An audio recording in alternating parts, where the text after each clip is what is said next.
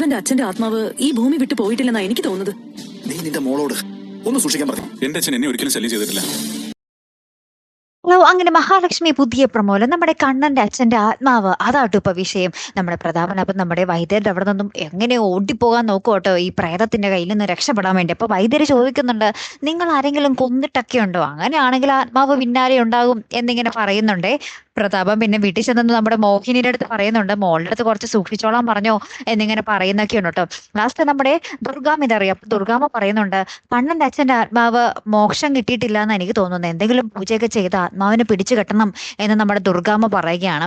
അപ്പൊ നമ്മുടെ കരണി ഇതൊക്കെ കേട്ട് ആകപ്പാടിങ്ങനെ ഞെട്ടി നിൽക്കുക കേട്ടോ.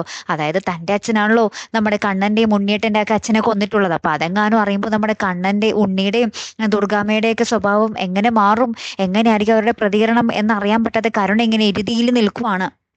അപ്പുറത്താണെങ്കിൽ നമ്മുടെ കണ്ണന്റെ അരികിൽ ചെന്നിട്ട് നമ്മുടെ വാമദേവൻ ഇക്കാര്യങ്ങൾ പറയുന്നുണ്ട്. അപ്പൊ കണ്ണൻ പറയുന്നുണ്ട്, ഒരിക്കൽ പോലും എൻ്റെ അച്ഛന്റെ ആത്മാവ് എൻ്റെ മുന്നിൽ വന്നിട്ടില്ല, ഇതിപ്പോ എന്താണാവോ എന്നിങ്ങനെ നമ്മുടെ കണ്ണൻ ഇങ്ങനെ പറയുന്നുണ്ട്.